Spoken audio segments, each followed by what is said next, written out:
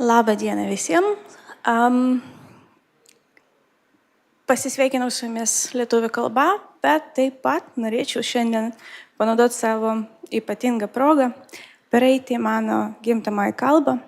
І також привітати всіх українською. Я знаю, що багато учасників приймають участь онлайн, дивляться нас через інтернет. І я дуже щаслива сьогодні мати можливість поділитися своїм досвідом, знаннями і почути від учасників, які ідеї ви маєте для зеленого майбутнього України і для кращого життя, яке, я впевнена, точно зміниться на краще дуже скоро.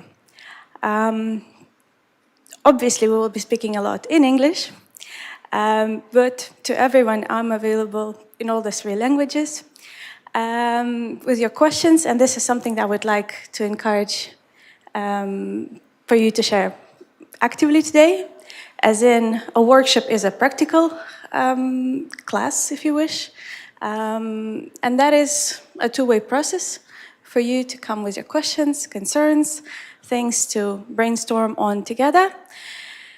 And I encourage those who are participating online to also use the chat function to be able to raise any questions you have, comments, and anything that you need to clarify. The chat function is active, and I know Antanas was very friendly and willing to assist in terms of transmitting the message for me, as I am not able to see the chat directly. And once again, welcome. My name is Diana Garlytska, and today you're having your first workshop, and we will be talking about problem solving. And probably this is the right place to start in a sense of when creating an enterprise, and before that, in a sense of like all the legal procedures establishing a business, having that prep phase as in brainstorming on your business idea, developing a business plan, you come from a very specific point, and that is the idea of providing certain value to the market, your service or your product, and whether it will have or will not have any value depends on what is it that you create. Is it going to be a fit for the market? Is it going to bring a solution for the need, a pain of a customer, right? In a sense that there is a specific issue that your potential client has. How are you intending to solve it? What is it that you offer to that client? And whether it's a product or service, that specific solution that you give is inevitably connected to a very specific, very, if you wish, down-to-earth, precise problem that exists out there. And I guess indeed that's why problem solving is the first step into getting to where you want to be with your startup and the business idea that you have.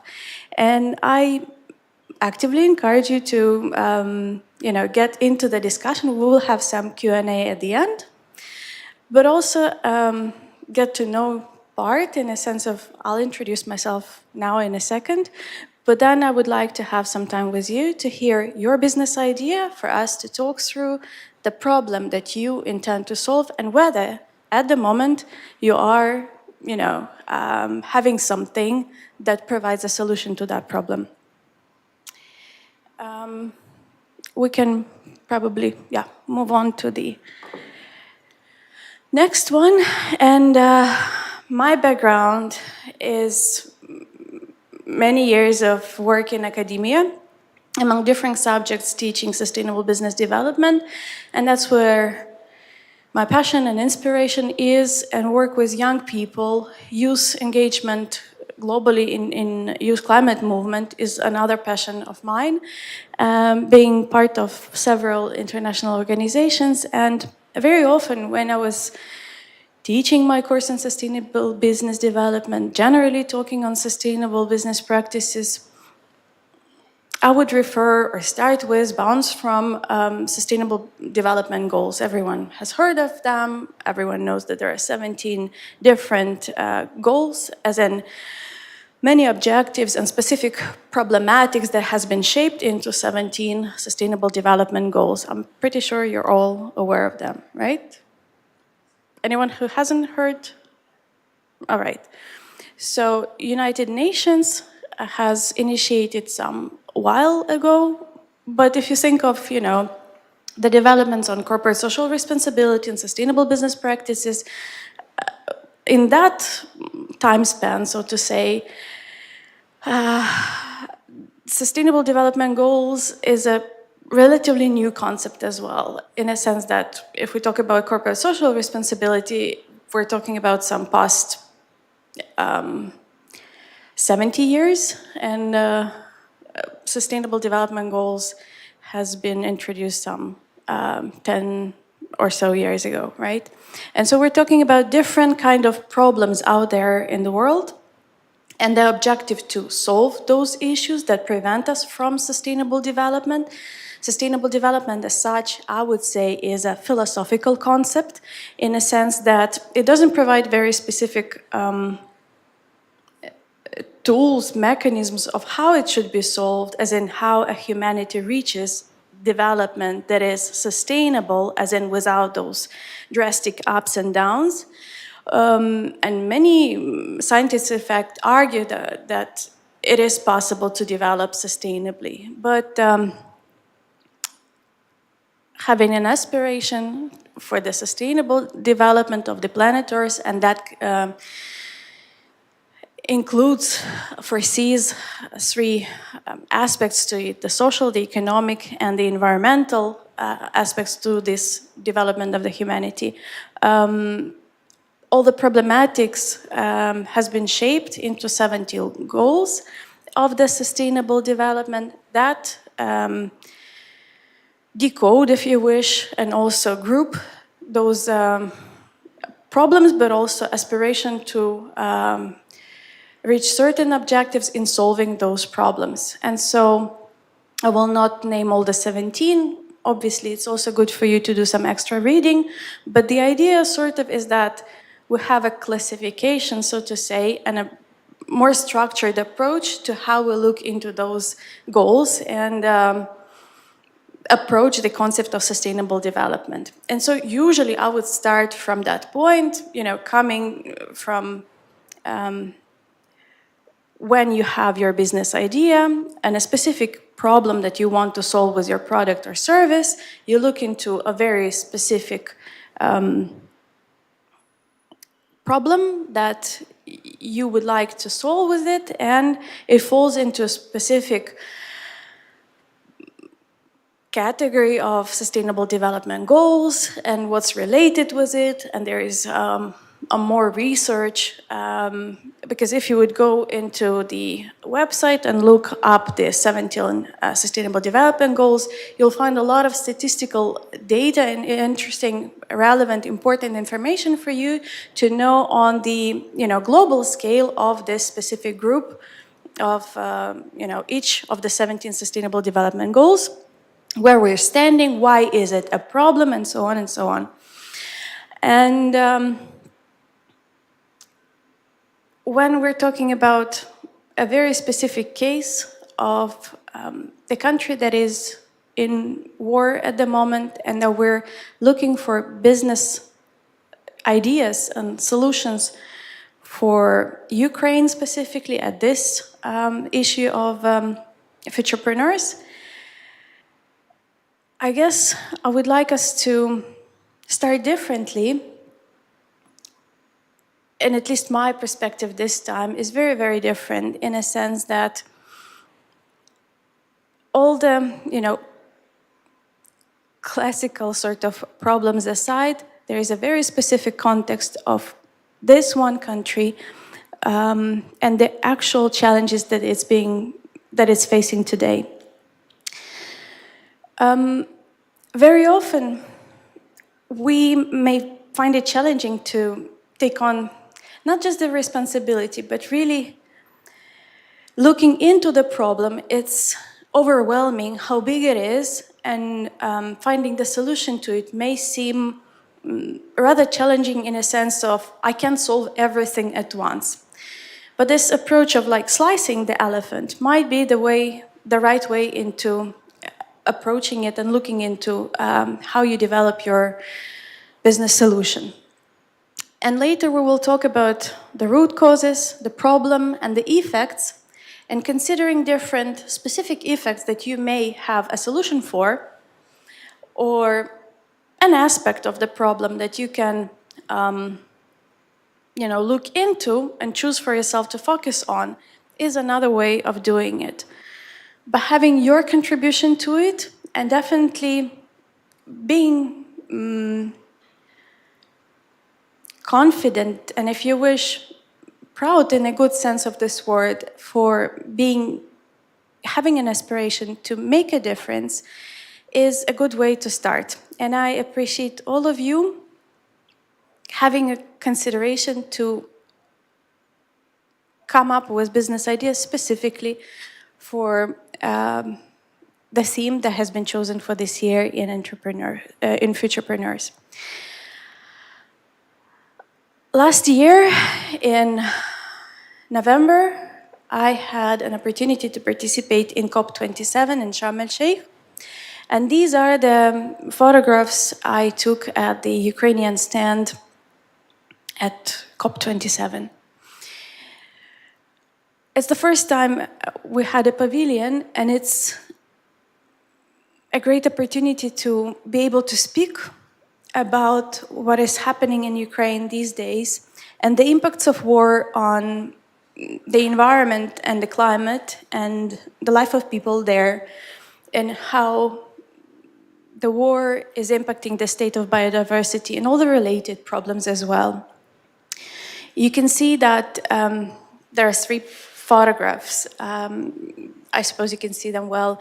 The first one is really more of the outer footage of part of the pavilion that displayed these boxes of different soils. And among different fields of economics that are developed in Ukraine, one that we're also famous for and take a lead in producing specific staples and products is agriculture. And in Ukraine, culturally as well, besides the economic aspect of it, we take pride in the soils that we have in Ukraine. And there was different, over a dozen, I don't want to mix you with the wrong number, but over a dozen of different types of soils and the fertile land that we have in Ukraine, exposed in the inner part of the pavilion. And you can obviously connect everything, because the contamination that gets into the soil as a result of the military activities obviously then gets into the groundwaters that then further take it into the water systems of Ukraine, but it also is being transmitted then to the plants and the animals. So equally flora and fauna are being affected, and all that is products of food that we all observe. And clearly this negative impact of military activities on the country cannot be underestimated, and the evaluation of it is of course challenged, because it's an assessment in the making, as in you're in the process of assessing while the negative effects continue to be on there. And this interconnectedness of the whole ecosystem, really, all the live matter that is out there, is very important also to consider, not only in, it doesn't have national boundaries. When we're talking about the interconnectedness of the live organisms and the live matter, we talk about really the whole approach and way of thinking that has a lot to do with really biophysical economics, green economy, circular economy principles that talk about the fact that the human is very much dependent on nature, and there are limitations out there, and the consideration for the nature and well-being of ecosystems is very much directly impacting the quality of life of people on Earth. When being there, I had an opportunity to do some of the translation of the sessions, and much of the focus of the discussions was also about the waste of war, as in waste from military activities that, you know, is a very different topic. A country may have a system for processing, recycling the waste, as in household waste, industrial waste, right? But it's a very different situation when you have to deal with something you have never dealt before, because it requires a very different process, it requires a very different infrastructure, and it's a whole different kind of waste on its own. And you can consider also how much of the impact that waste creates on ecosystems, biodiversity, quality of life, and the long span of the effects of these of this kind of waste, in a sense that how much it would take to truly process different kinds of effects, not only on soils, but really on all the biodiversity that is out there and affected, including humans. When we talk about water and the scarcity of water, the impact of military activities on the quality of water, we also face another challenge that needs to find a solution for. If you come from, you know, I was thinking just the other day that when looking into the figures that I have here, and thinking, let's say, about the population of Lithuania, it would mean half of the country not having the access to safe water, right? If you think about 4.6 million people having limited access, it's 1.5 size the current population of Lithuania. And even in Ukrainian scale, let's say, it's still a huge number of people whose lives are being affected by this mere fact, right? It's a core staple, a core commodity, if I may say so, that one needs for the quality of life and life as such.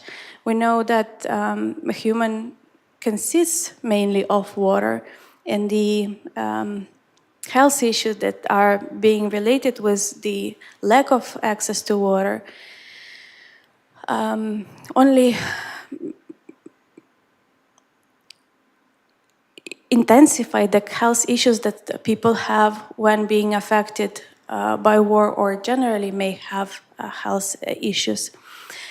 And then if you consider all the needs for the water also in the context of the biodiversity and the loss of biodiversity as a result of military activities, all those animals, you know, I'm very much positive that you are aware about the fact that mines and mining across the forests out there in the nature, including the rural and urban areas, are out there in Ukraine, and this very much is impacting the biodiversity, because the animals are in danger of being exploded when interacting with all those explosives. Forest fires that also are being created by the fires and ceasefires and create a threat, consequently also for the biodiversity out there in the nature. If you consider the affecting the protected natural areas, the cost of that, not only in money terms, that is also now currently being estimated. And like I mentioned before, any estimations to make are very difficult while being in the state of war, while continuously still being affected. And it also has an equivalent in terms of the number of species of plants and animals that are being affected in those specific protected natural areas, reserves, that would take years to restore. And we're talking also about some very specific species of animals and types of plants. And the challenging of restoring specifically those species and types of flora and fauna. So if you consider all these, and I named just a few, right, categories of problems that stem from the military activities and war in Ukraine. You can also consider some of the more of social focused or economic issues. And when doing so, I would like then for us to have this time for discussion and some interaction to think of where is the root cause of the problem, where is the problem itself, or what problem is being created by that cause, and what effects that problem has. But we can start with you just naming, your business idea. What is it that you're considering to do in your future startup? I can maybe give you a microphone. I guess then people who are joining us online will hear you better. Okay, so our startup aims to light up all Ukrainian streets using solar energy. So it's actually a problem of a blackout right now, and we are trying to create traffic lights that are powered by solar, by the sun. So we think that will be a very efficient way to reduce the amount of accidents on the roads, especially at night when cars and drivers don't see people walking on the streets. Perfect. Thank you for taking the lead and being the first one to break the silence. It's important, and I really would love to hear everyone and hearing everything you just said. And if you're from the same startup, feel free, to take over because I have, further questions. So when talking about the cause, the problem, and the effect, you mentioned the blackout, you mentioned the solution that you have, you mentioned that it will specifically focus on solving a specific issue, yeah?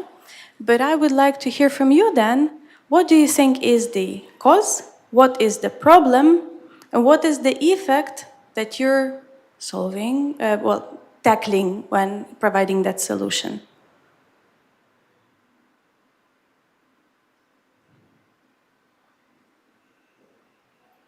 I can try. The problem was described by my colleague Daria. The problem is we have few problems. First of all, it's blackouts and it's accidents on the roads when people actually die because of they don't see each other. That's, we can say that's the cause, like a big amount of accidents on the roads. Also, like people literally don't see.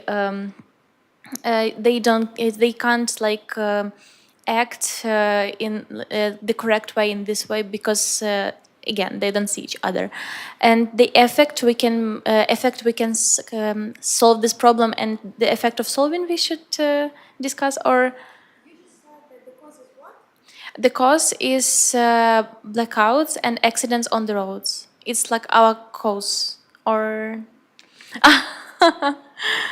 but that's the main problem we are trying to solve. That was the reason why we see the problem, the big amount of accidents. Good. And I am happy we're having this discussion because it's very important for you to understand what is the cause, what is the problem, and what effects that problem has. It could be one effect, it could be multiple effects. Because of also your market positioning, your pitching day, is going to be all about you attracting not only funding really, but those who are your evangelists, right? Those who will support that idea in different ways. How you position yourself on the market and how you talk to your customer. And when you don't, and I mean everyone, right? When a startup, a company doesn't know what problem they solve or what exactly is the problem and what is the effect, it's very difficult then to address the right client because you may be confused of who you provide the solution for. And then it's very difficult to also find the right reasoning, if you want, to sell that solution. When you're talking about blackouts, it creates a problem of accidents and mortality that has effects of different kind of injuries, damage of the infrastructure, and so on, right? So when you have a solution, you have a solution for that problem. Yeah? I just wanted to repeat a bit in another way. So the cause is basically a war in Ukraine. A problem is a blackout because of the war, because like electric stations doesn't work. And the effect of this, of blackouts, is an accident on the road. So I think this is more clear. Now we're getting there. So you see, then you're able to identify who is your customer, right? Who would that be? So you think a common person on the street would be buying a solution from you? Exactly. So when you know what you're solving and who is there in charge of providing, no, it's good. This is exactly the point, to brainstorm together, to get to the root cause, to be able to understand how we actually tackle this problem, because you have a great idea. It is indeed a challenge. It is very dangerous to really move around the city. And in urban areas, there is even greater chance of not having any city light. And mortality is a very severe consequence. So then we know that the customer would be ones who normally would provide this service for the common citizens, right? You're talking about municipalities, right? You're talking about the administration of municipalities, who would be then your clients, yeah? So then if there are B2C, as in business to client, and there are B2B, as in business to business, there are also B2G, as in business to government, right? Good. Anyone else? And I also encourage ones who are participating online to write your business idea in the chat. Anyone else here? Yeah? Thanks. Hello. Where do I start? From the problem? Okay, so the business idea is a truly personalized and adaptive e-learning platform for pupils, so school children. And particularly touching the Ukraine's topic, obviously we have schools that are destroyed and teachers are not able to teach, subjects. So the idea is to take it online, but the new spin that we're taking on it is the AI-based adaptive learning experience that those pupils will get. So imagine you're teaching, I don't know, an 8-year-old maths, and they're taking certain classes, the platform would be able to tell you need to go back and learn a bit of basics of algebra before you can jump onto, I don't know, multiplication or something. So the idea there is to do something that's no one's done in the market yet.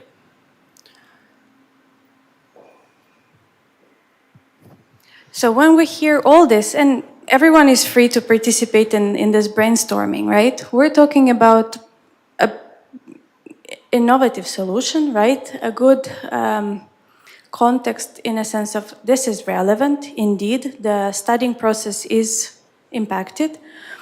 But then we have to consider, right, also the existing process and implications it has on the context of learning and what solutions are out there, and if what you suggest really is providing the solution specifically in this context, in a sense that pupils are participating in the studying process to a different degree, in different ways. Some are not.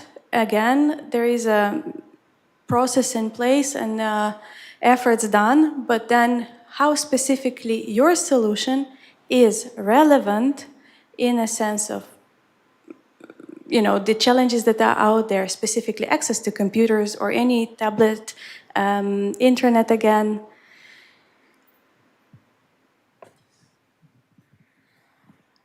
Yeah, so obviously we're making an assumption that a lot of youngsters do have access to, you know, tablets and computers and such.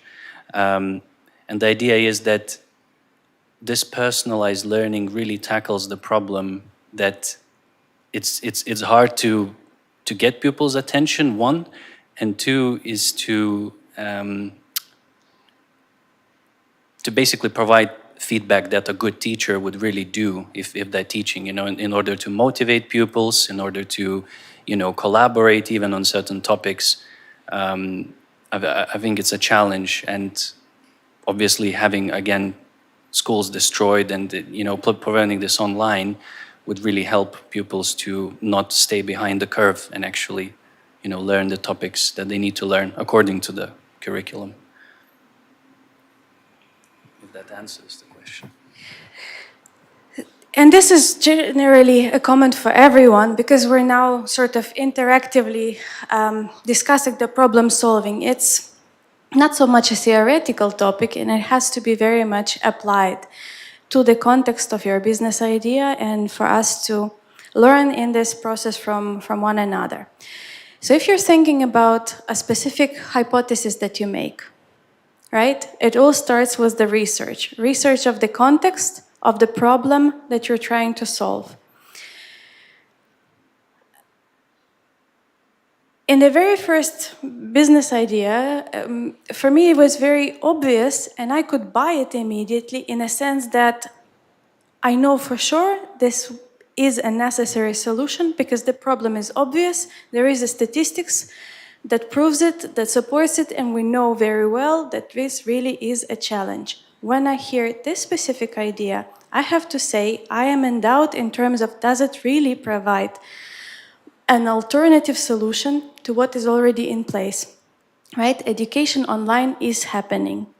If we're talking about not being able to access internet, this doesn't solve it, right? Because for your case, you really need it, and you would then be speaking about a hypothesis that your client has, or again, who is your client? Maybe it's a school, maybe it's a Ministry of Education, and so on and so on. But the process or the user experience would foresee that there is a computer, there is a tablet here, there is internet access, and there is generally a possibility for using that software and so on. This is maybe a soft spot in a sense of really finding the true problem and how you could tackle it with the solution that you have. I trust maybe there would be even a question whether there is a lack of teachers who are able, as you say, to provide instead of a teacher, a solution that you have. As in that solution to be a substitute for the teacher because there is a lack of teachers, right? maybe it's not a problem. Do you have a fact, right?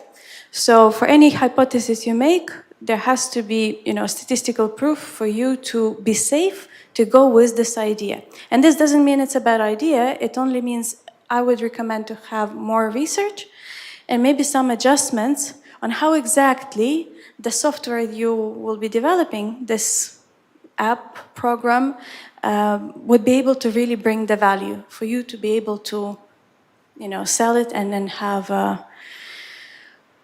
value provided to the client. Good. Who else would like to speak? And I would like to speak for everyone to speak. Okay? Could you?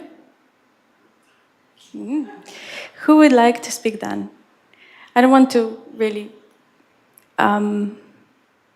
expose it, but it would be nice to have a proper discussion.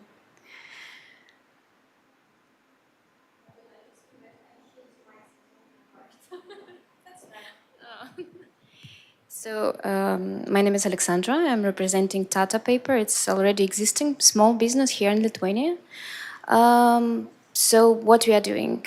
We are doing accessories for your outfits and for your home decor from washable paper. It's a special fabric made in from roots, which are taken from earth after cultivation. So cultivation. So it's a Japanese technology. Maybe last 10 years in Europe and America it is quite popular, but in our countries it just came, and we are the first company who is doing this stuff here. So maybe speaking about our topic, I just wrote something that cause it's highly cruel laser production and pollutions from it. And problem it's pollution. So no, laser production and hunting it's a cause. Pollutions and cruelty it's a problem. And effect that we are doing cruelty-free and eco-friendly products for the everyday use. So like that.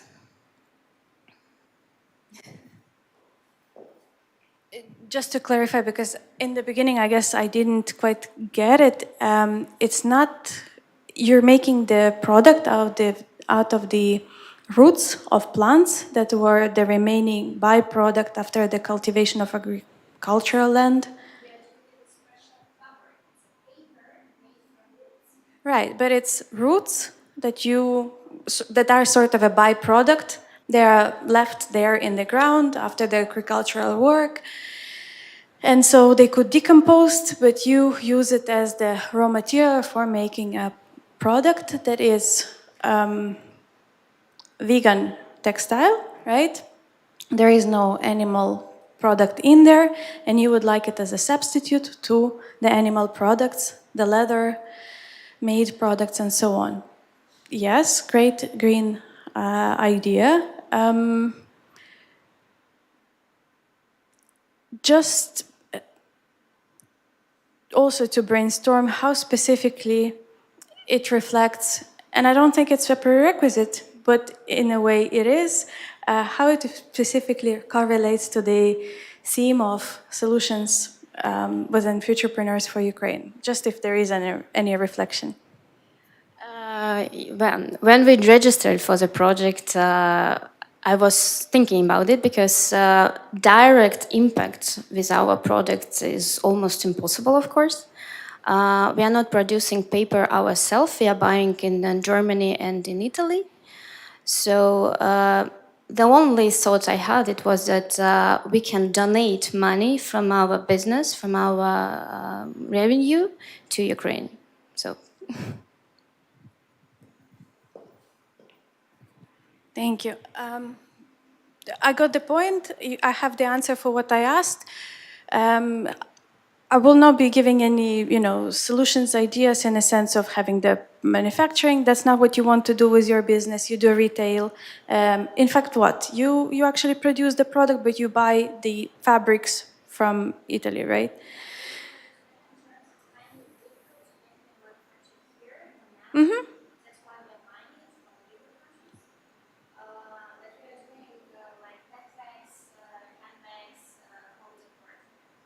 Okay.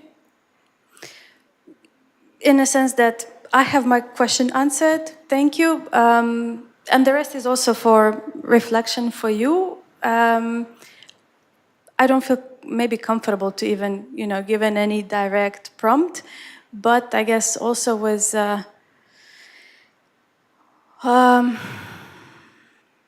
my question, I may have expressed it as well. I also maybe now will have a bit of an insertion and speak about something that is called social entrepreneurship. Very often, when talking about business model, best fit for the business idea in terms of the business model and business development, I skip it with those who are maybe more versed on the business matters.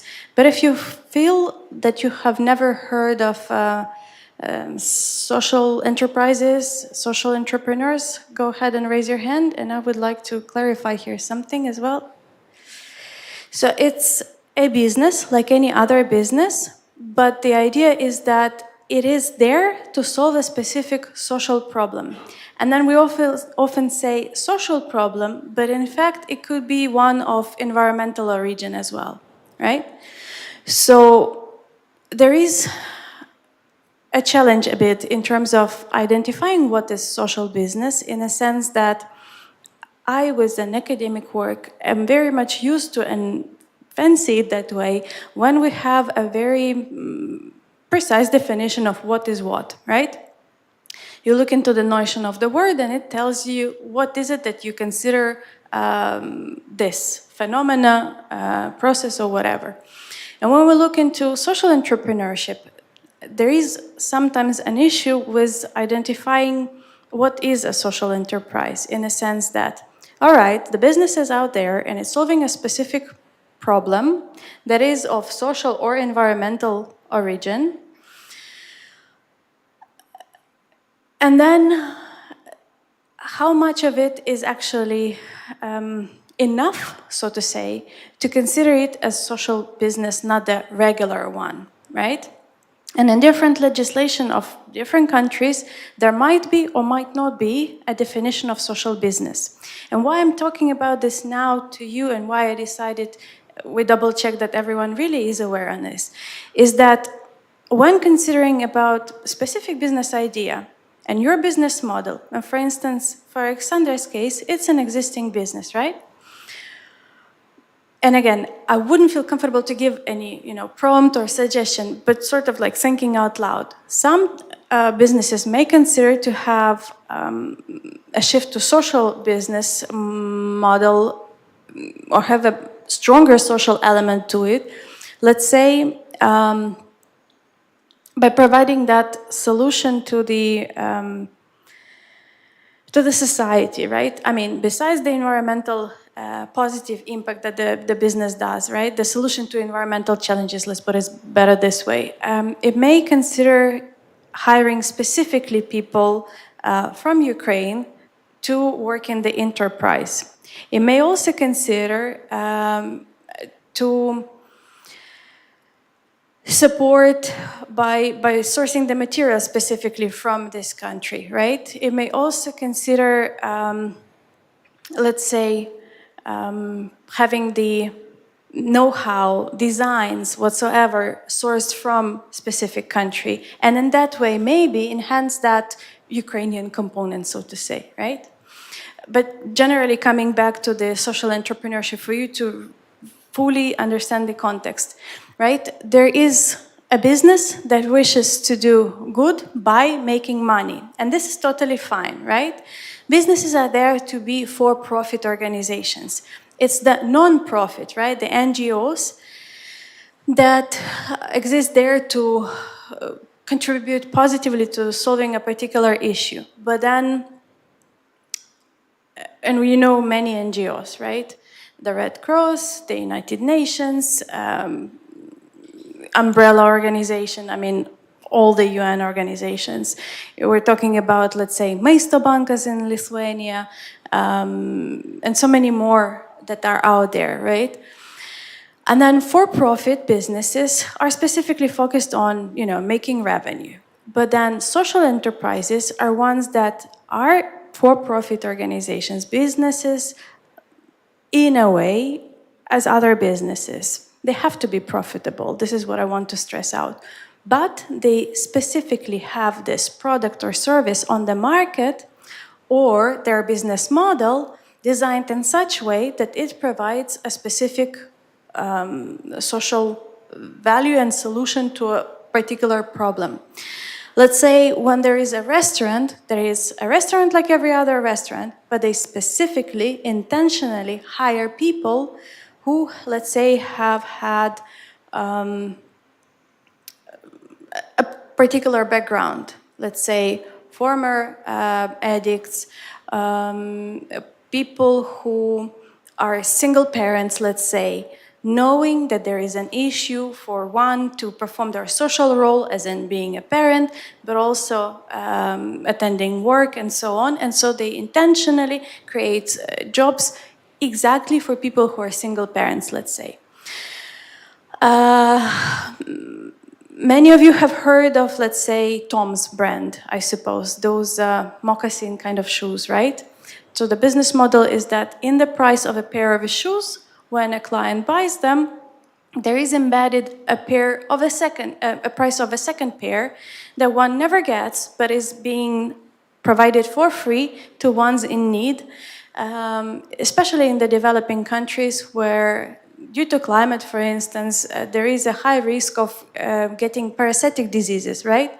Because if walking barefoot, one is more exposed to it, right? So when considering a business model, this is also something maybe for you to think of when thinking about that problem that you're solving, how much of a volume of a market is, and your volume of a market is what? The scale of your problem. How many people, businesses, administrative units, right? Villages, cities, oblasts in Ukraine are being affected by this issue that you're solving, right? And then knowing the volume of the market, considering the scale of the manufacturing that you may have, or the power of how much of that service you are able to provide. When building your business case, when developing your business plan, you are then very much aware how much of a fraction or a big part of this problem you're able to solve or contribute to solving. And that is your social impact in terms of very specific KPIs and measurables that you then can feasibly assess and say that we have contributed to solving it this much, as in tons of, in your case, megawatts of electricity provided by the solar energy that is A, green, B, coming hopefully at an affordable price, C, is mobile and able to maybe adjust in specific places in the town and impact positively X number of lives of people in these specific communities, right? We're talking about, let's say, units, right, of to count the animals that were protected, or how much you have prevented the killing of animals, having produced these bags from this vegan leather. We're talking about a specific number of pupils, the end users of the software that is then provided in an affordable way, and their lives are being enhanced in this and this and this way, creating the value for you to be able to assess it, right? Because when you say you're solving a problem, you really have to consider how much is it that you're solving it, right? And this is part of your business case and your business idea, because the solution that you provide has to be really meaningful. And it's okay to do the market testing and evaluation in the actual real environment, right? It's part of the process. I would like to hear more of the business ideas. Would you like to go? Thank you. Well, our business idea is not very connected to Ukraine, but maybe we can try. So our business idea is basically a content agency. So the problem we have now is a lot of businesses there encounter, let's say, people who are like content creators, and they charge a lot of money, and usually they don't provide good communication in between. So businesses, like, they get burned from spending a lot of money on content and not getting what they want. So what we want.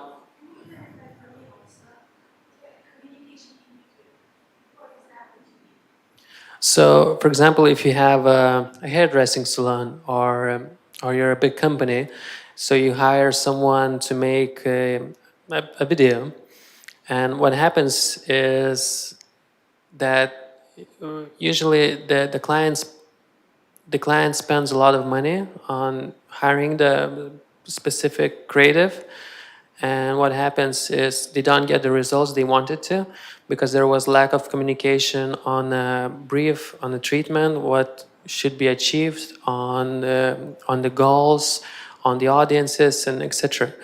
So because every content has its own segment. Like content, it has its audience, it has where it's going to be published, and yeah.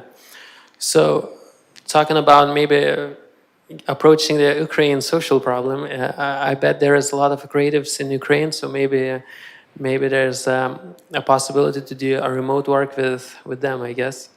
But it's something to think about. So it's basically a content agency that kind of helps, like, it creates content for the companies. So you're promising on the idea to communicate better, or yeah? No, it's okay. I don't think I need it, right? So I was just wondering about the solution of yours. So because you're saying that other content creators, just as yourself, there are others who communicate at a level that is not good enough, right? Yes, so it's very business to business. Even today, I talked with a colleague that it's a very so.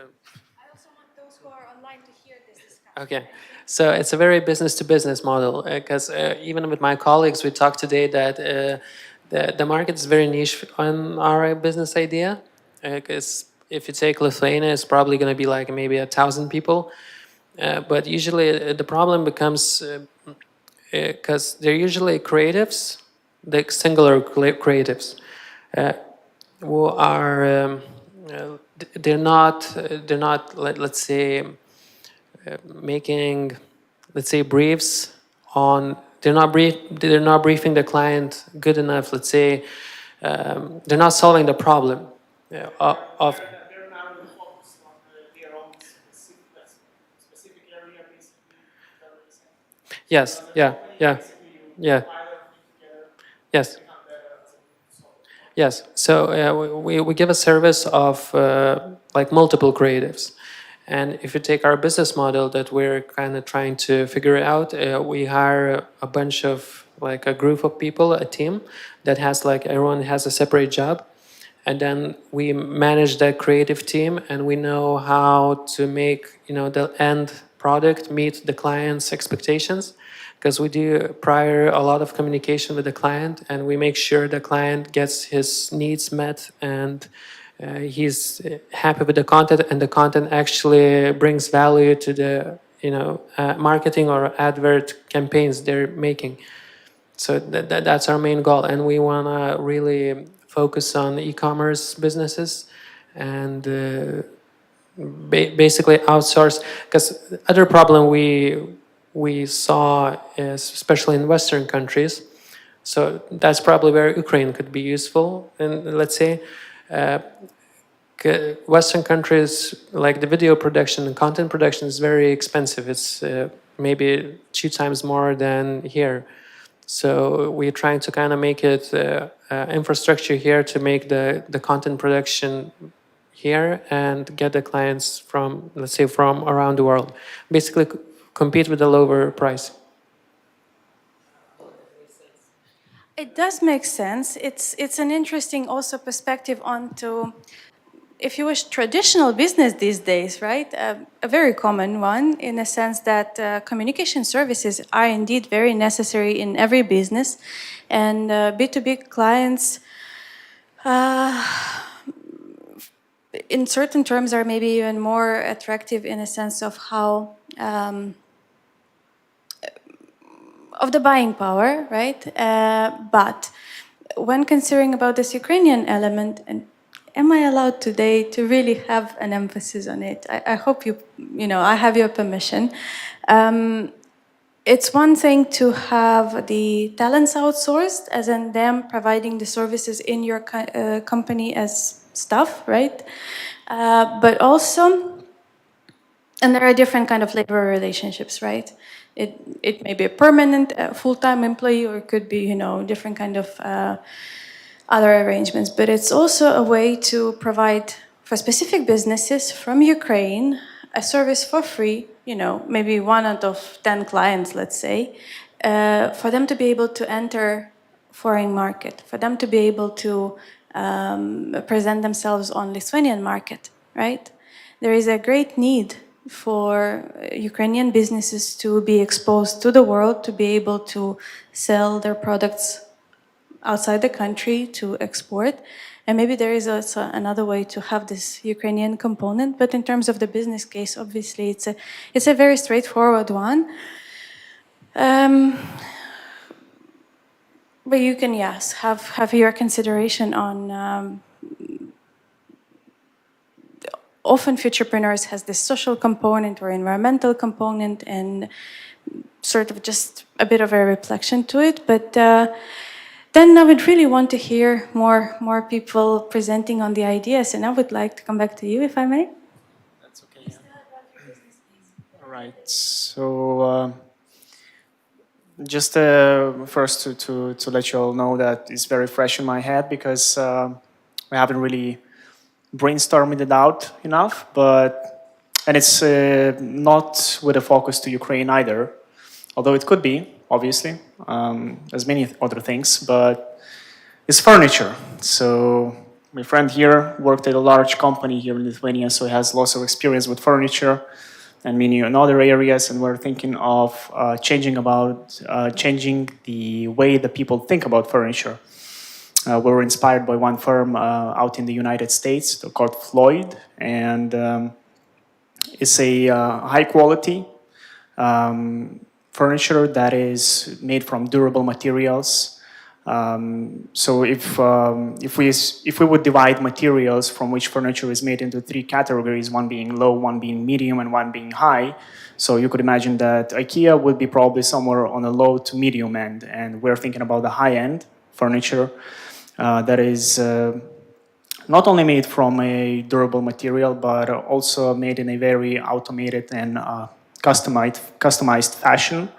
And moreover, in the future, ideas were to have that integrated with smart home functionality. So you have all the Alexa, Siris, and Google Home, all of these things like that we would like to incorporate into that furniture as well.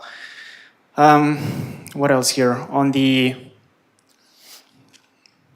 environmental, I guess that's clear. Durable material lasts longer, so people waste less. Obviously, you have modern furniture producers, manufacturers, and the old-fashioned way about thinking about furniture is exactly that, following the fashion. So you have furniture. Fashion change every so often, every 3-5 years, and you have people, especially those who are maybe a little bit more wealthy, throw out that furniture and replace it with a new furniture because that's what the fashion requires. So idea is basically battling that, perhaps using reusable material. You have all sorts of technology that could help us to reuse the waste that is obviously produced throughout the manufacturing process. We have ideas on that as well. What else? I guess that's it. I don't know, I suppose. Thank you. This is a good explanation of indeed how you provide the solution. It's okay, I think, to be at this stage in the development stage, idea development, and this is exactly the point for you to participate, brainstorm, test with others, and come to the root cause, and maybe crystallize better what is the value that you create and how you can position yourself differently. What is that added value that you have over competitors, that you do better, differently, in terms of providing the solution to the problem, right? And we still have time, so if you wish to come back to it and maybe brainstorm better, it's okay. I know there are some questions, reflections in the internet. Yes, so there are some ideas online as well. So one of the participants shared the problem that small and medium-sized enterprises do not have access to stable, cheap, and environmentally friendly green energy.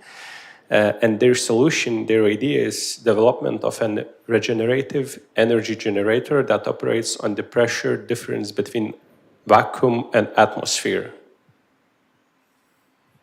Thank you. I am obviously not commenting anything on the technological side, not my field of expertise, but in terms of the obvious need and the existing problem, it's out there, and it's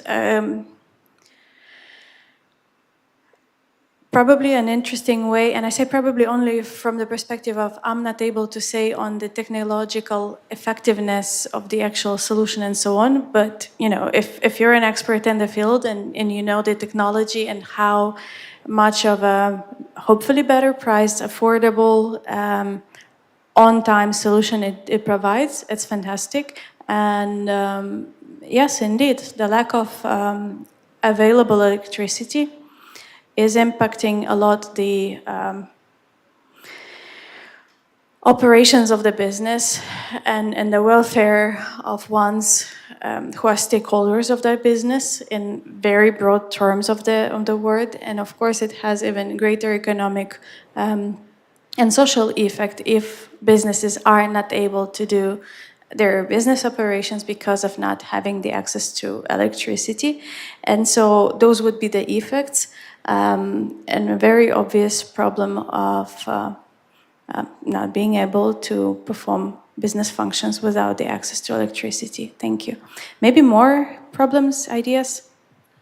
Yes, so there's one more problem. The problem is the grain crisis in Ukraine.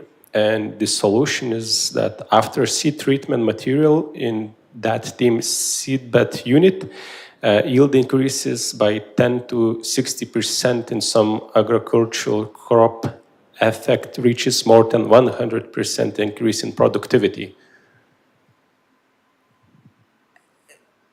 I would probably ask for some bit of detail exactly how this solution would work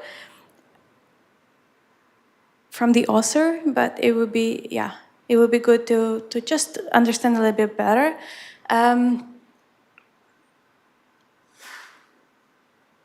In the meantime, I guess, when the author gets back to us, we can have some more ideas discussed, and I would be happy to hear anyone who didn't speak yet. Would you like to tell about the business idea?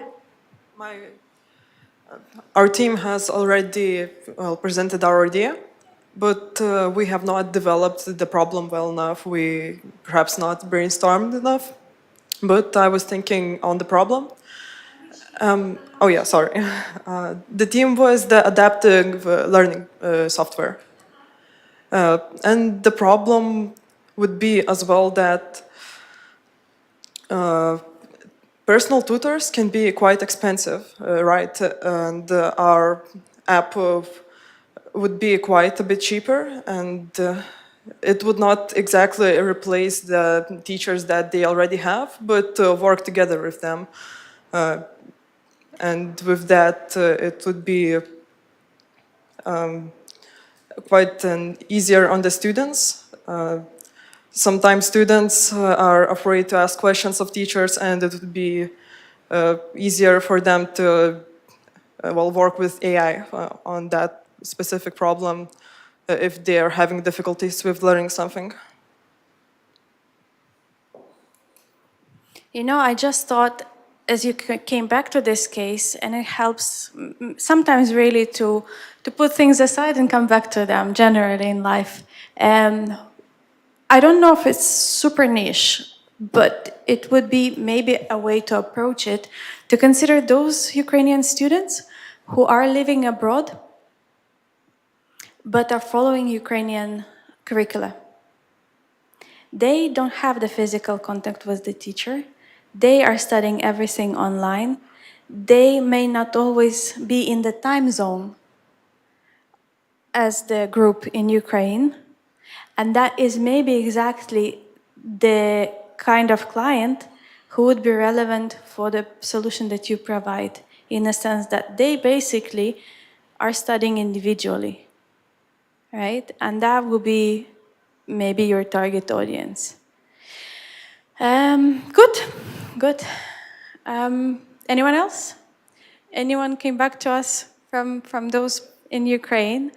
And I heard that the majority of participants this year is in fact all the way in Ukraine and participating today online. And so if we have, you know, more of the ideas shared with us in the chat, that would be great to have more reflection on that. And I would like to have a couple of more minutes on this to really have the possibility to hear everyone.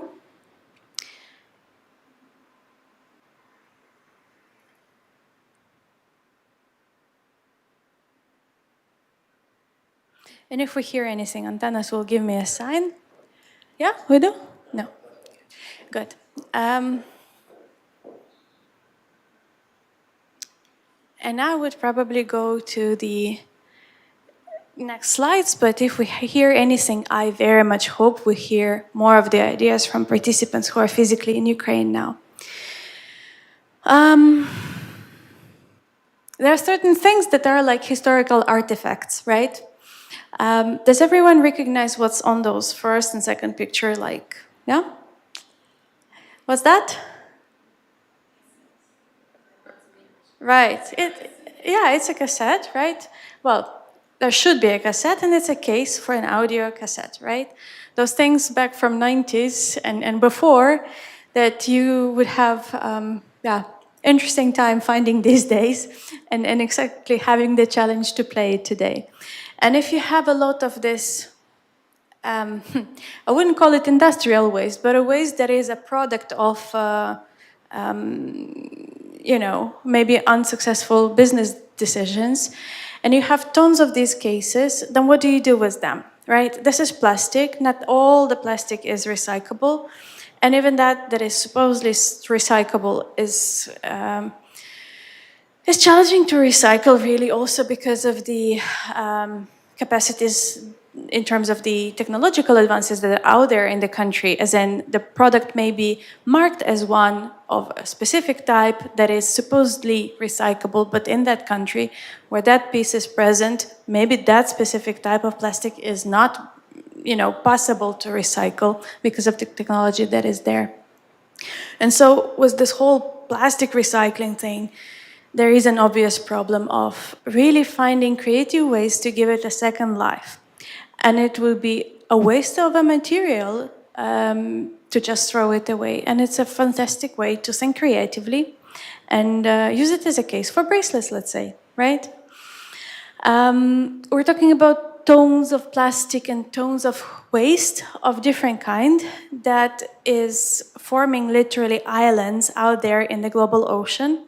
And we're all very much aware of the fact that besides the, industrial waste, there is also a very direct impact of our lifestyle on the waste problem globally. And the choices we make as consumers, in the end, result in the state of environmental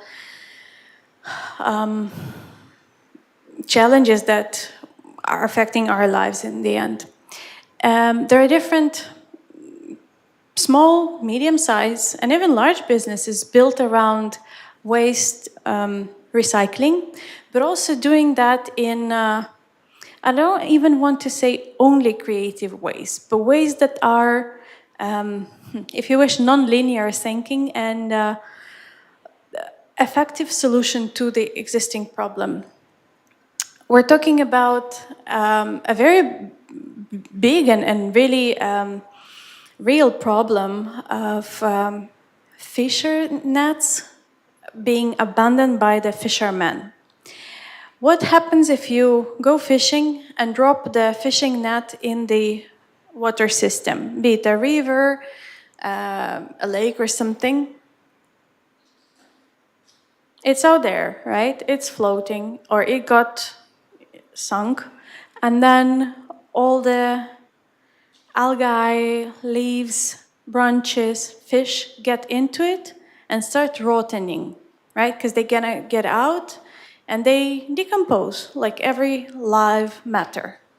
And what happens is that this pollutes the waterways, right? And that contamination of water really may have very big ecological negative consequences for the biodiversity in that area.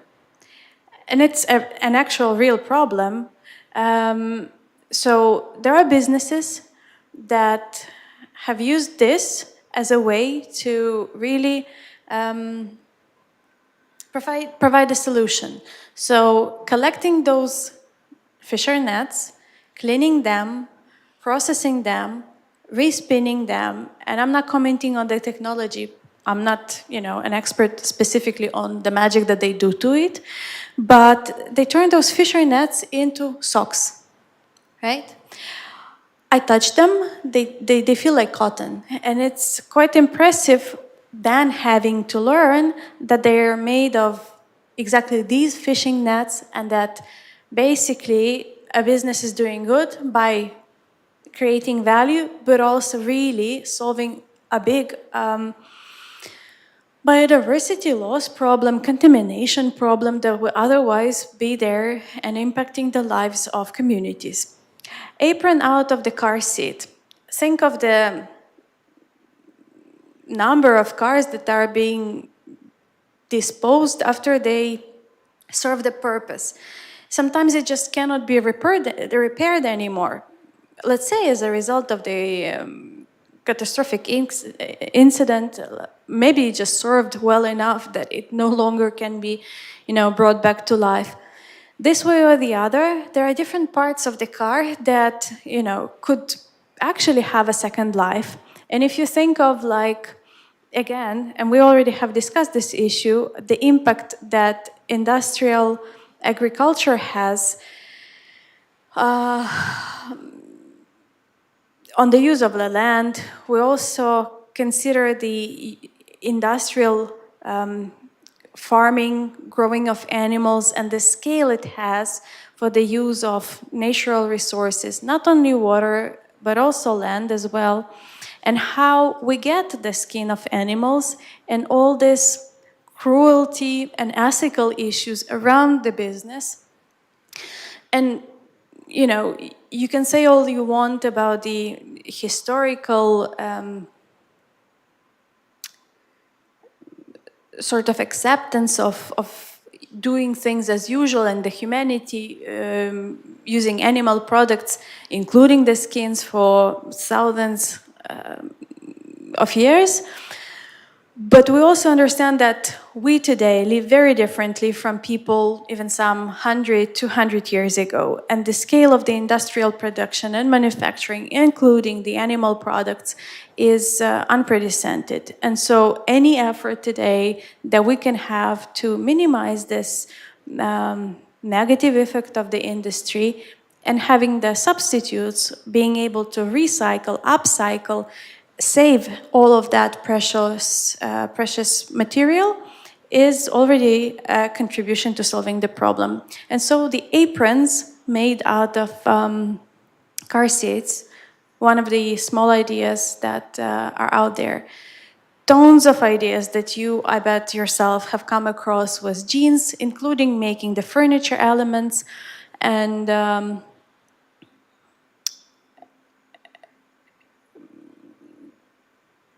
you can only imagine how great is the degree of, great in a negative sense, the degree of the use of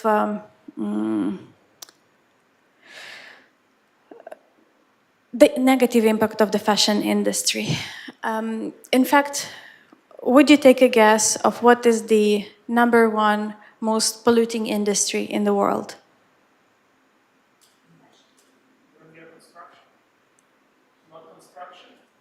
It's argued whether the first one is construction or energy sector, but the second is, by certain estimates, is considered fashion, really.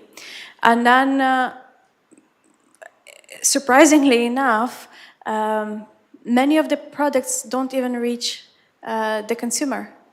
It's not only the waste that we create by the choices that we make and how we treat the garments that we have, but it's also that certain goods that are being manufactured and tons of resources are being used to produce those pieces, but they never make it to the actual consumer. People don't get to buy them for this or the other reason, right? And so that all volume of products goes from the store straight to the landfill.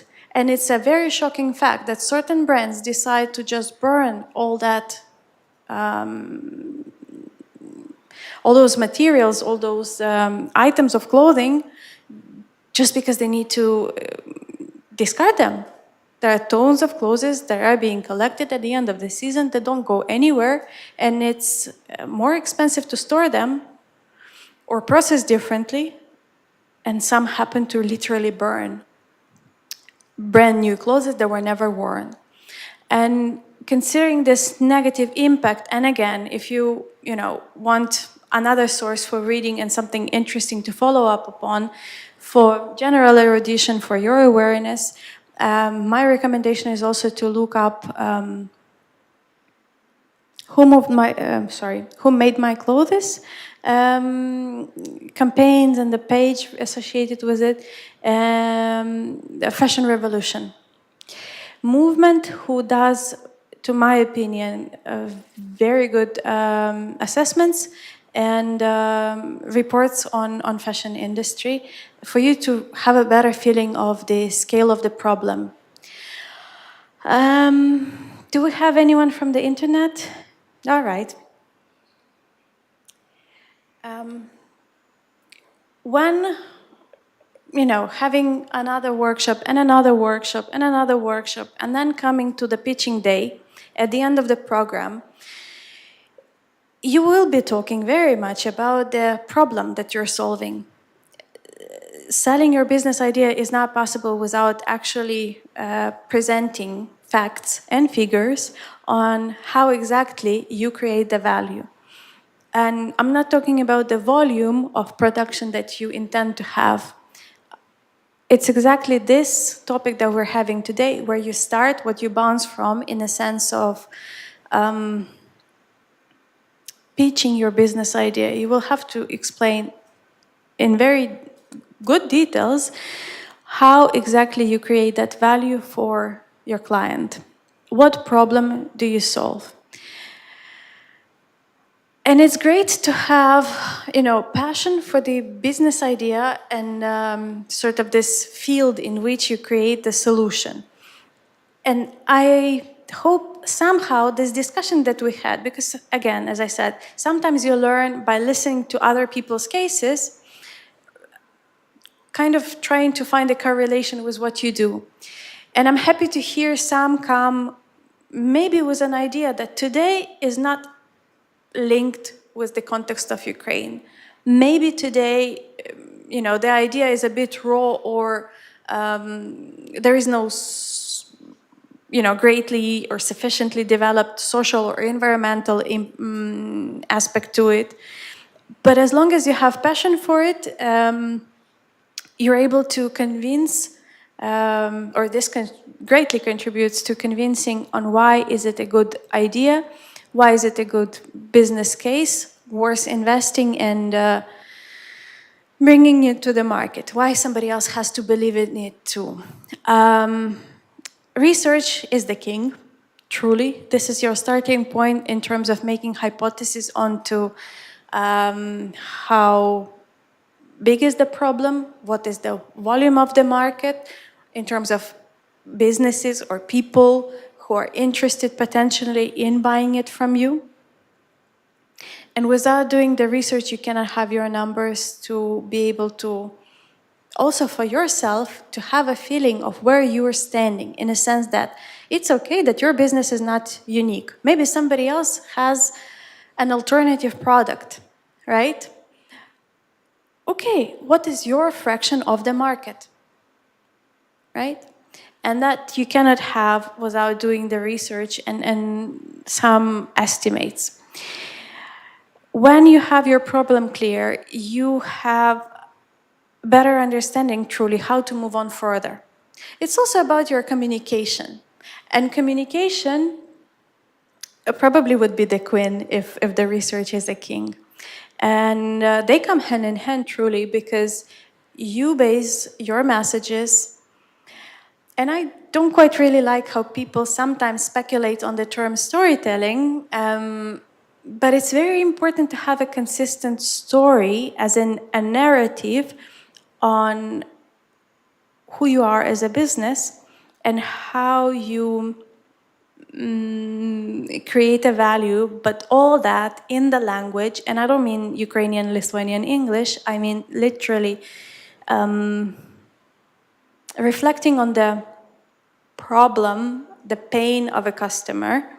So if somebody is sensitive, has a concern, just like you, fights for the rights of animals, these are your target audience for selling the vegan leather, right, products. Those are the people who have concern for nature in general. You then adjust your language, speaking to them the way they would understand it. Again, there are fantastic cases of communication, let's say, of Patagonia. What they do is, to me personally, a continuous source for learning in terms of knowing very well who your customer is and what values those people have, to be able to speak to them exactly based on the values that they have, right? So communication, making that problem clear and being able to address it right. Value, the solution that you have, we basically just discussed it. The team, trust me, you cannot underestimate the importance of the team. It's not only the convenience of that, startup gang in terms of how people interact with one another. It's also your selling point when you talk to the investor. One of the key factors that investors are looking into is really the team. You'd be surprised how important it is to be able to sell that your team is actually capable of delivering what you promised to be able to deliver with that money that you would like to raise from the investor. Yes, please. I'm going to give you the mic. You can actually yell really loud. No, sorry about that. You, as an investor, let's say you're a potential investor, how would you define a good team in what you see? What What makes it stand out? I don't know. Thank you. Maybe I'm happy I don't have to be in that place, but from experience and the feedback I've been receiving, and generally also from other perspectives of receiving different kinds of funding, right? As in not only from the investors, but grants and so on. What does the team mean, right? It's the actual real people in place, in specific roles, who are behind that business. As in, there is Jonas, Marite, Ivan, and Maria. And these are exact people with these skills, this experience, these talents, this network that each of them has that gives this specific startup an advantage, a privilege. You're on a pitching day as well going to talk about the team, I suppose, because this is, in fact, maybe something that I would recommend you to do. This is your strengths if your team is built the right way, in a sense that these specific people who are making the team are capable of delivering. Basically, if you are in a place of one who grants the money, be it an institution, an actual physical, I don't know, business angel, investor, venture capital fund, representative, right? Your question to that startup is, are they worth giving the money? Not only from perspective of having a great idea, but also from perspective of when receiving that money, was that fantastic business idea, are they going to deliver?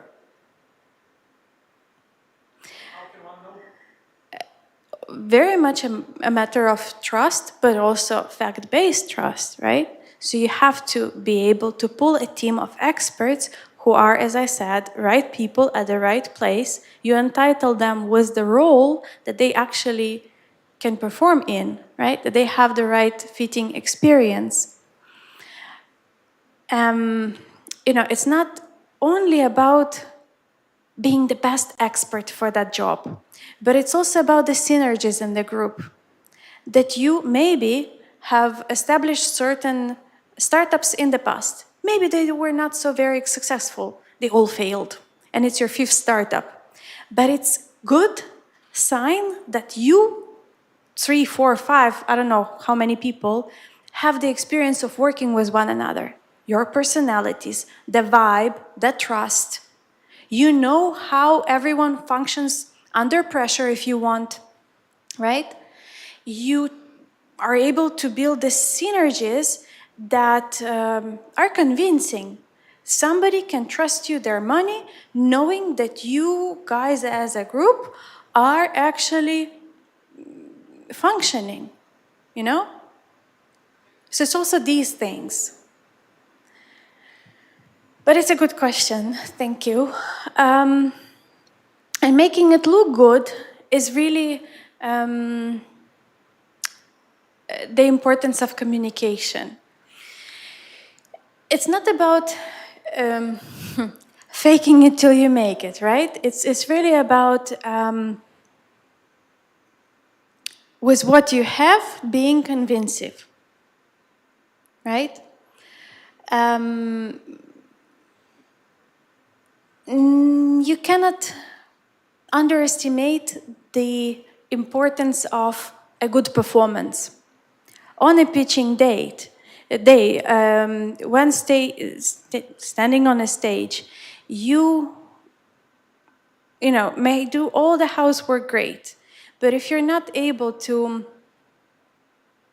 present well the business case, your team, your business planning as in a perspective for the coming year, 2 or 5 years. I don't know if anyone does business plans for 5 years anymore. The world really became more fragile and more disruptive in many ways. But that 1 year, 2 year plan has to be there as well. And if you don't present it nicely as in clear, understandable language, it's important to also be able to communicate to any kind of person, right? If somebody gives me the information about their business idea and I cannot make sense out of it, it's very difficult for me to invest into it. As in, technical language is good for the expert, but you may also expect that you will be pitching it to somebody who has zero technical knowledge on this topic. So it's okay to still give your technical aspects, but in a language that is understandable for common audience, right? So make it look good from all perspectives, right? The visuals in your presentation, really this story that you have as in a narrative about who you are, what value you create, and how this impact, positive impact that your business creates will really contribute to the better living from very many perspectives, right? What effects you will create socially, economically, environmentally after a year or two, right?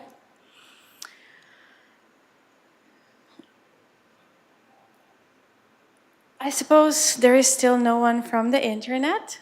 And at this point, really, I would like to take the time to have questions, answers. I trust you have heard some of the ideas, concepts maybe, that were new or that you would like to reflect on. And this is also the time to talk. I very much encourage those who participate online to reach out now to ask your questions. When talking about problem solving, I hope I stressed enough how this very much roots and connects to everything else you will be doing in further workshops, right? How this is a starting phase, if you wish, to understand, on the research level, if you want, making hypothesis, right? What is your root cause of the problem? What exactly is the problem that you're trying to tackle? And which effects you're solving? Yeah? Any questions, reflections? Yes, it's good. And I really have no problem, staying in touch. Happy to do so. But would like to use the time productively now that we're here.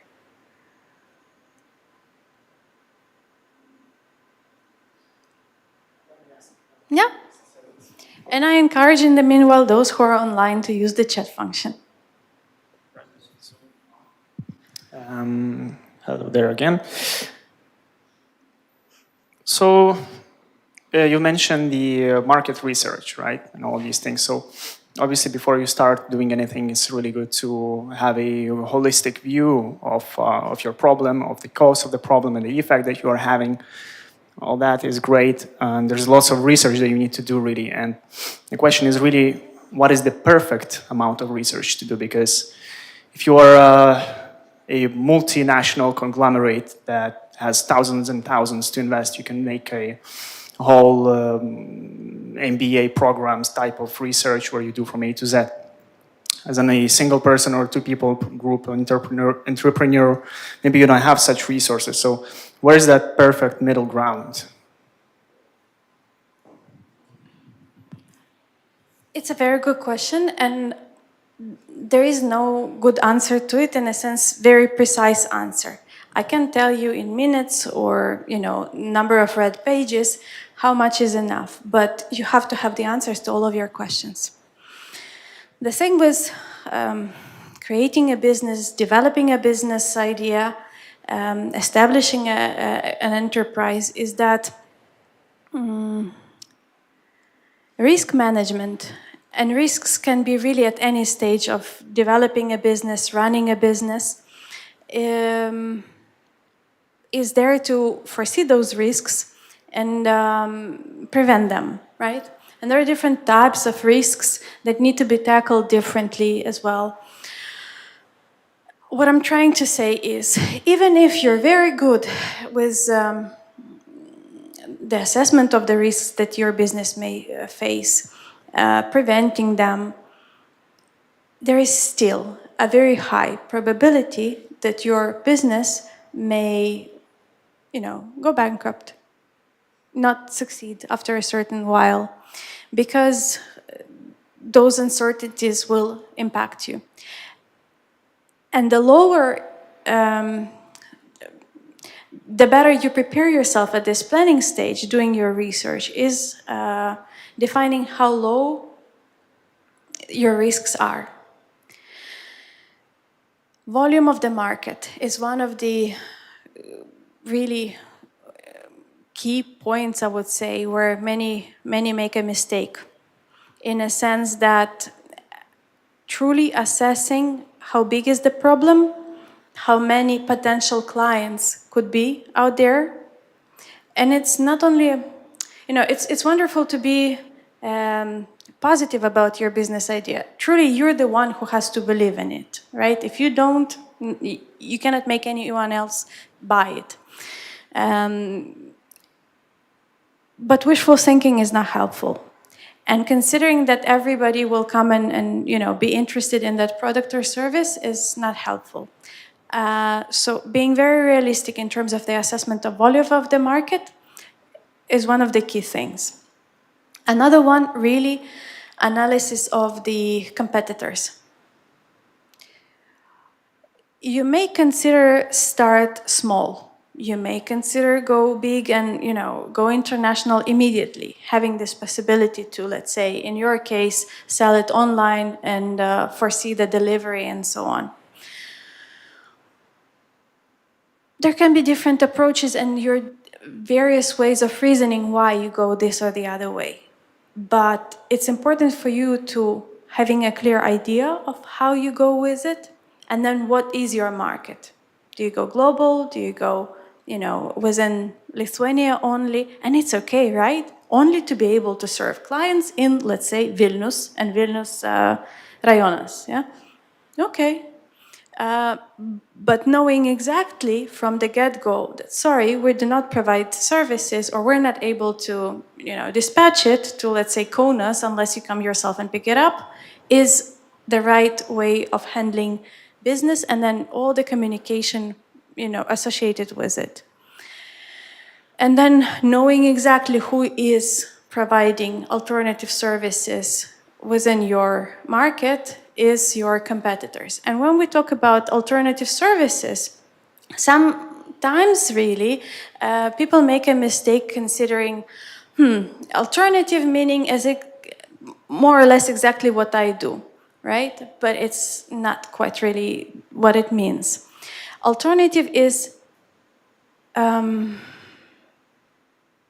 let's say, coming to the education case. We have a software where we can study online using it, right, on a computer or a tablet here, or a phone. But we could just as well go to a library and study from the book. Or we could have a coach, or we could have peer learning, right? These are different ways of receiving the information and becoming more knowledgeable in a specific topic. So alternative would mean all these things, not only similar software, right? So that research is also very important. Your competitors and alternatives that are out there. It's not only who is out there, but also all the characteristics and competitive advantages that they have. And then, for as much as it's very classical way of approaching it, but SWOT analysis truly is a very simple way of tackling it. You have to very much know what are your opportunities, what are your advantages, right? And what are the threats and weaknesses that your business has compared to those key competitors that you have. And sometimes it's worth really reaching out to those competitors. Sometimes it's really about the analysis of the whole ecosystem. What professional associations are out there in this industry? What can we learn from them in a sense also of like establishing your partnerships? Not necessarily business partnerships as in someone doing business together with you as in business activities, but your supporters, right? Very, very simple but effective way of starting your planning and really systematizing your thoughts is Business Canvas. Again, if you Google it, it will immediately prompt you with the scheme, and a very good exercise is to just do it at home with your brief raw ideas. It's already helpful. Ladies are smiling. I have a feeling you did that. It is a very understandable tool, right? It really helps, you say. To me, really, this is a way to systematize thoughts as well. Understanding what value you provide to the client, what kind of clients you may have. Analyzing the client is also part of your research.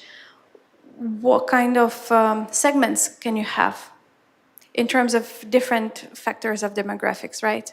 The age, income, is it gender relevant or if not, right? Consider lifestyle, right? Consider education of the people who potentially, if it's B2C, right? If it's B2B, again, what kind of businesses? Can you really put them in certain segments by grouping them? Because with different segments, you will have a very different communication approach, channels, maybe even language, right? And that's, again, something that you need to consider at the research stage. So truly, you have to have answers to all those questions. I obviously understand the challenge, right? When you don't have much resources as a startup, doing, magical, profound scientific research and so on might be difficult, but what is available to you, and many things are really in the internet, free of cost, free access information.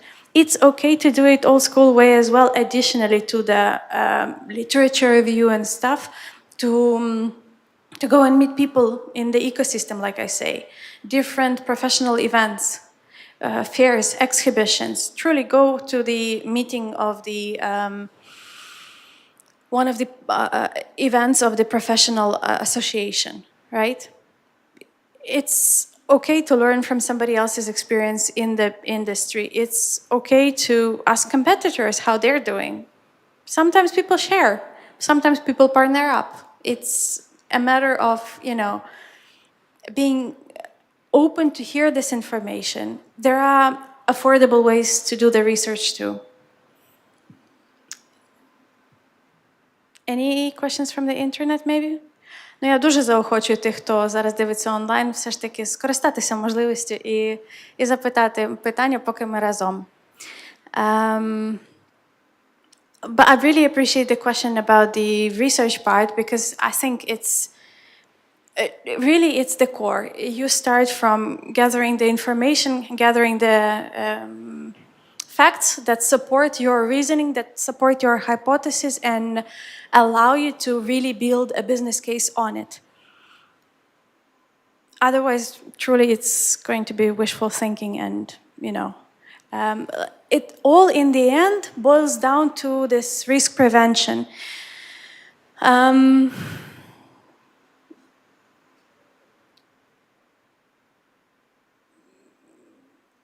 In a way, maybe it's important to, and I trust when you put thoughts down on the paper, let's say using Business Canvas as one of the tools, you pitching to other people who have no relation to your product is another way of testing the idea, receiving feedback, reaching out to potential clients.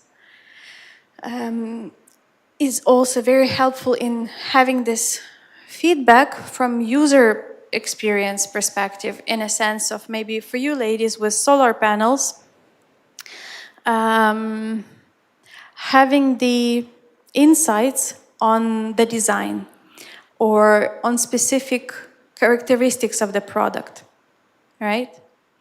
You may not have this so easily from, say, governmental institutions, right? But you definitely will have the insights from people who are the end users, right? Or who are directly benefiting from the solution that you provide. Associated businesses, let's say car repairs, or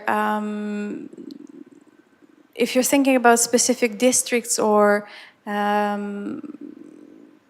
locations in the city or small town, right? Businesses that are on specific streets would give you the insights on this lighting in terms of the characteristics that are necessary to foresee. Yeah.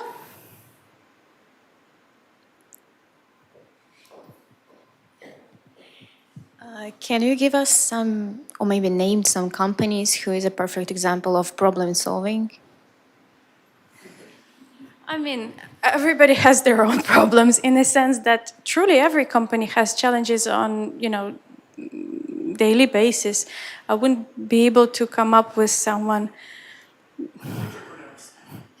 All of you, exactly.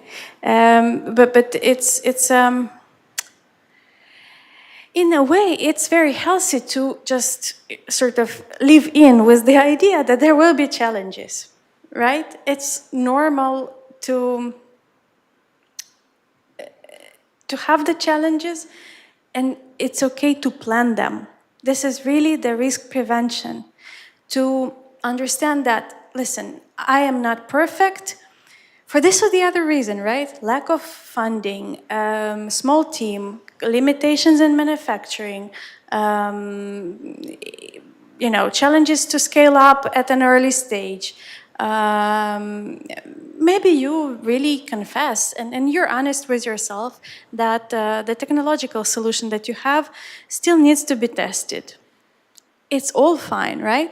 But then when you are able to very honestly have a genuine conversation with yourself and plan for having these difficulties, you normalize them and you build a plan of how you tackle them. Every business has their challenges.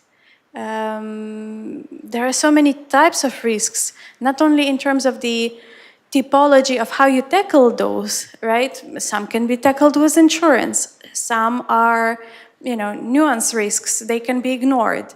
But there are major risks that have high frequency or high probability of happening, and those are the ones that you, as a business owner, would probably want to focus most on. And again, this is also part of your preparation, as in planning what kind of issues may pop up, right?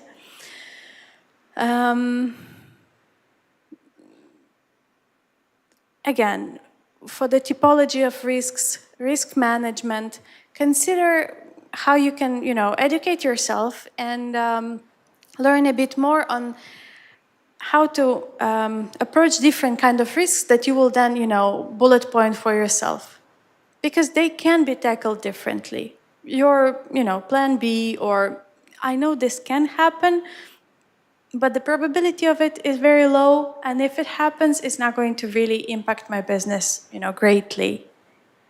And then, okay, this one maybe I can ignore, but at least you face them when you put them down and you kind of mentally make yourself prepared for it. But yeah, there are various types of risks in terms of reputational risks as well. Planning your pipeline of funding and sales. And again, this is so old school in a way, right? And so classical in terms of approach, but business plans are still necessary even in the frugal times we live in, right? Your context may change in half a year. And again, you have to be able to manage it if the context changes, right? In COVID times, we all were struggling a lot with all the changes of regulations, right? And it was impacting businesses greatly too, as in how many people can gather, how many clients can physically be somewhere. If you're a restaurant and every 3 months or so, they were, suggesting really frequently, right? In terms of masks, no masks, how many people can be outside, how many people can be seated outside, is it allowed at all, and so on. And all these changes were requesting the business owners and the staff to adjust appropriately, right? And having that flexibility and in a way, this is a very primitive example of agile management, but really agile management is about having that flexibility, right? Being fluid about the context and the change of context. And so with risk management and problem solving within the business, it's all connected terms, and it's all, again, feeding into preparation. Any other questions? Thank you. Thanks. Is there a too big of a problem to solve? What I mean, like this, there could be a clear problem definition, but it requires a lot of R&D, so research and design. If I had a brilliant idea, let's say, I don't know, I want to be a competitor for Metaverse, right? And I know they put over $3 billion every year in research and design. They figure out the same problem, but I have a different spin to it. So I just wonder with accelerators and things like that, whether there's a line where you say, okay, clearly this is too big of a challenge for this type of a, exercise, or...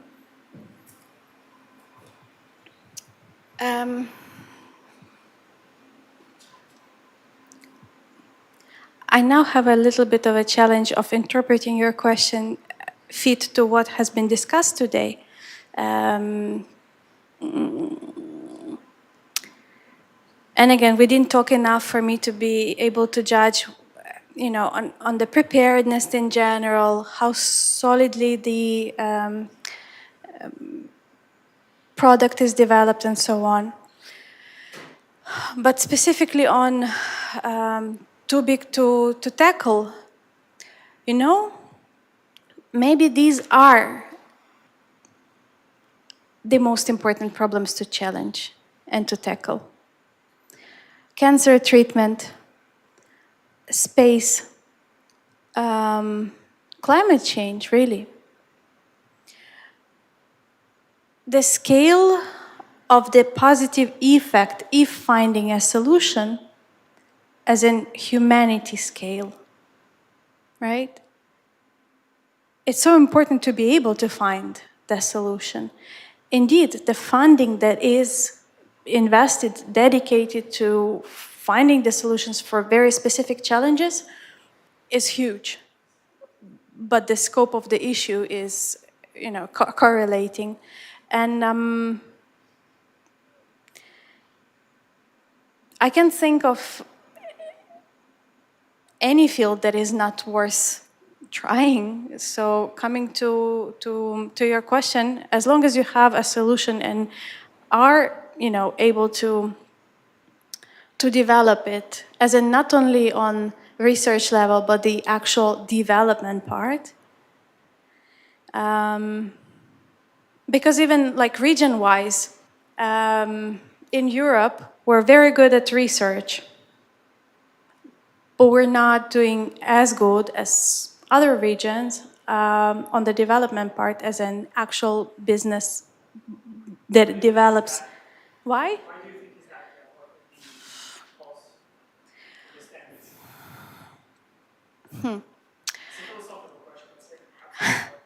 You know, there could be a cultural aspect to it, historical aspect too, but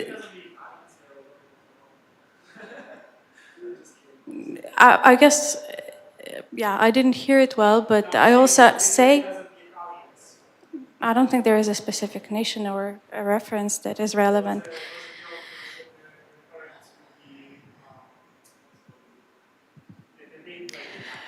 What I want to say is really that when it's a good question to really discuss as well, because what you're doing is contributing to solutions, right?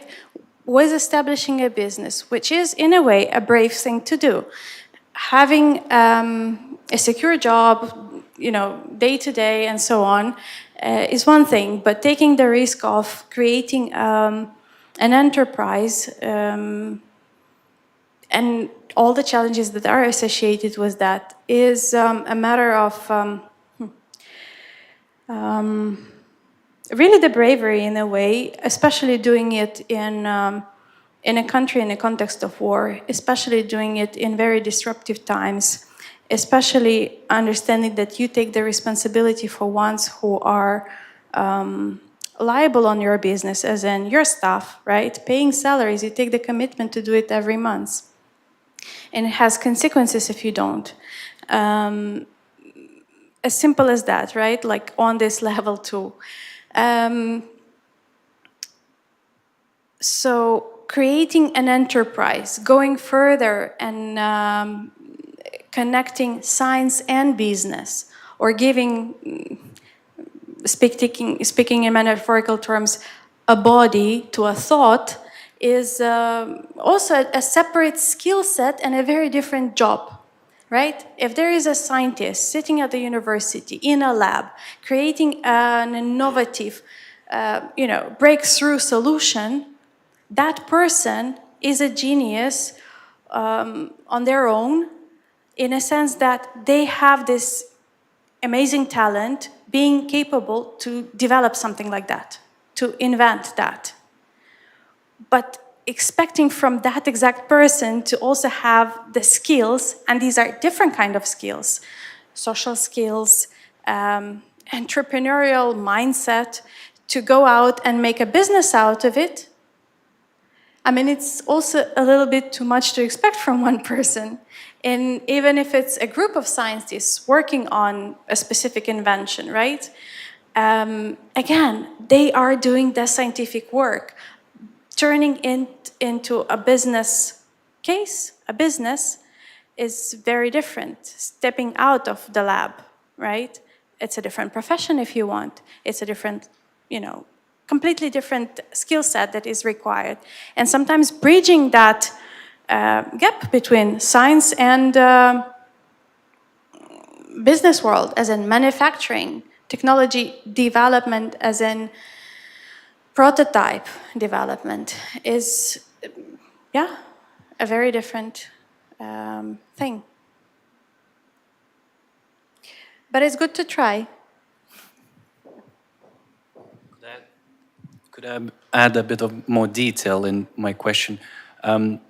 So this is a pre-accelerator, obviously. One of the goals, or probably the goal of here, is to get out of this and get into an accelerator, right? If the idea is good enough. So my idea was around the financials. When you have, from your experience, when you have angels sitting around and, I don't know, VCs, where do they usually draw the line? If you do, I'm not saying that you have an answer to this question, but if they sit around and, you could guesstimate, okay, it's a competitor to Metaverse, they put $1 billion and over into this, they clearly say, guys, we don't have $1 billion in our pocket, so yes, great idea, great problem, definition, but simply we can't compete with those R&D costs. So your question is, where is usually the line? 50,000 euros, 10,000, 20,000, when they say, okay, we can solve that with that type of money, or it's usually, okay, it's not the case? To be frank, I don't have an answer. In a sense that you also have to be able to estimate yourself how much you need for each stage. And if the expectations, of what you want from a specific experience really match the stage that you are at with your product or solution, right? You're not scaling up, you don't have a prototype, you're really at the stage of doing your research, then this is the right program.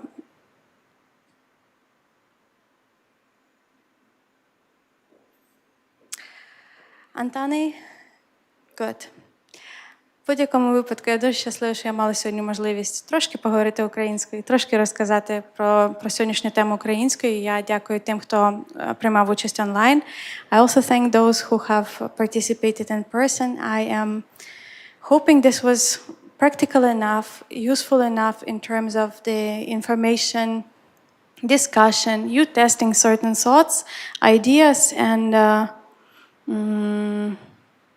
there was a valuable experience. I definitely am very thankful for the organizers and happy to, be able to return to Futurepreneurs.